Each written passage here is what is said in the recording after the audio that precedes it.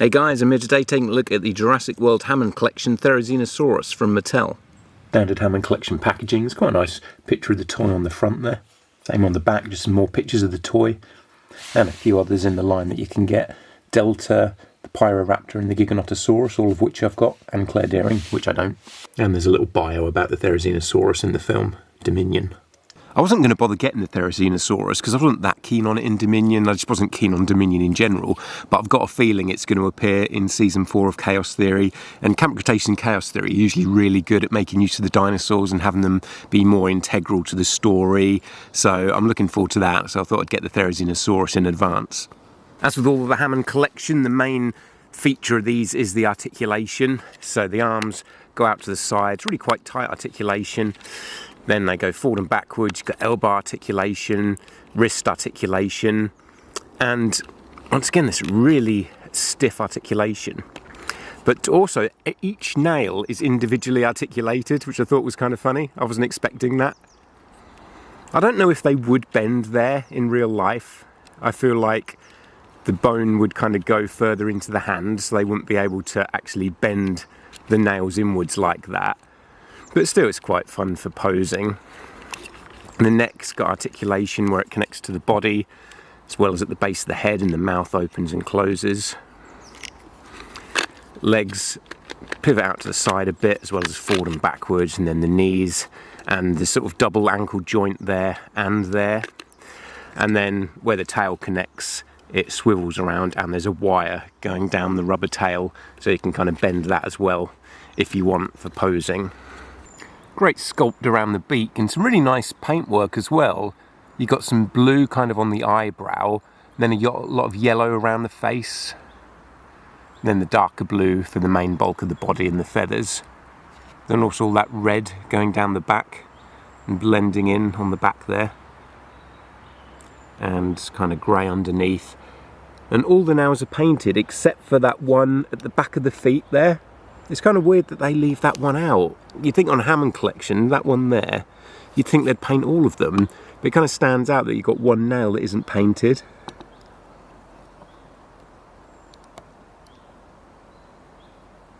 You can see there's a bit more paintwork on the nails and the back of the hand as well. Just a bit of a dry brush over it, give it more texture. Like all the Hammond collection now, it's got the rubber teeth and the glass eye. Mine's got a few spots of paint on the side there.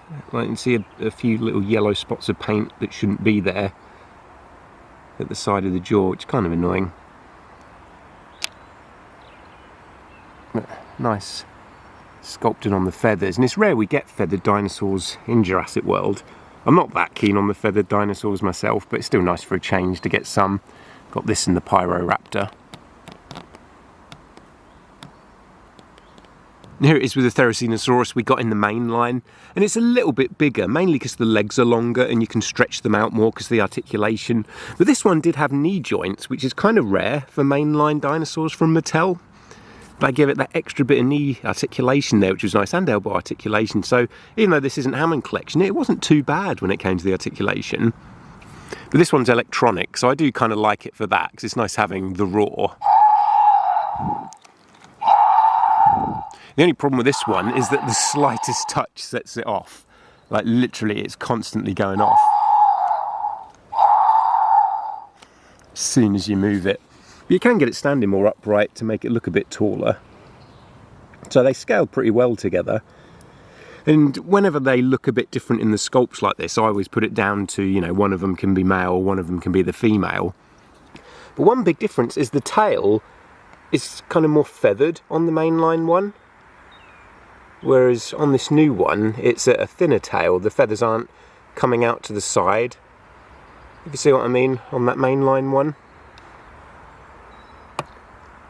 Now I don't know which one's more accurate. I'd have thought the Hammond collection one is more accurate to the film.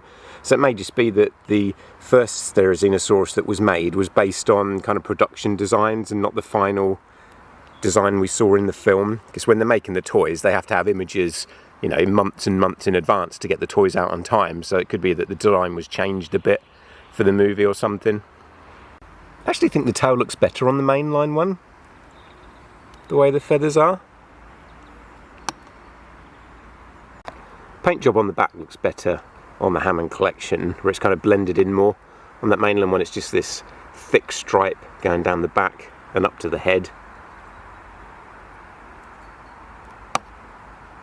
There's also like a white detailing on that main one that isn't on the Hammond collection. Once again, the Hammond collection must be the more accurate. So on that first one, the red goes all the way up to the head, whereas on the Hammond collection one it doesn't. And that first one has kind of red around the eye, whereas the new one has yellow and blue. So quite a few differences in the colour scheme, even though at first glance they might look pretty much the same. The head looks better on the new one. It's thinner and better detailed. That first one almost looks slightly cartoony. Not in a bad way, I do still like it. But I like that there's different detailing on the two of them, because sometimes when I get a Hammond collection dinosaur, especially with like the Velociraptors and the Atrociraptors, I end up selling my one from the regular Jurassic World line, because I feel like I don't need it anymore because I've got this better Hammond collection version. But when they look quite a bit different like this, I mean not drastically different, but enough that, you know, they stand out from each other because they've got a bit of a different paint job and that, it makes me want to keep both of them and have them both as just, you know, a male and a female of the species. They do actually scale up really nicely together. Like I say, the legs on the Hammond collection one are slightly longer and you can stretch them out a bit more because of the articulation, and the tail is longer on the Hammond collection one as well. But when you've got that original one standing a bit more upright, they, you know, they do look pretty much the same sort of size. That original one's a bit fatter, like it's got a thicker neck than the Hammond collection one. So in general, they scale up together really nicely and they look really good together.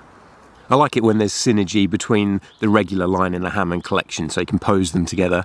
But you can see this Hammond collection one's also got a lot longer arms than the one from the Dominion toy line, which are actually quite small. I could never really noticed how small those arms were until I got this Hammond collection one. Of course, I've got a shirt with that awesome Giganotosaurus that we got last year. Personally, I think the Giganotosaurus would have beaten the Therizinosaurus easily, but I guess it had the T-Rex's help.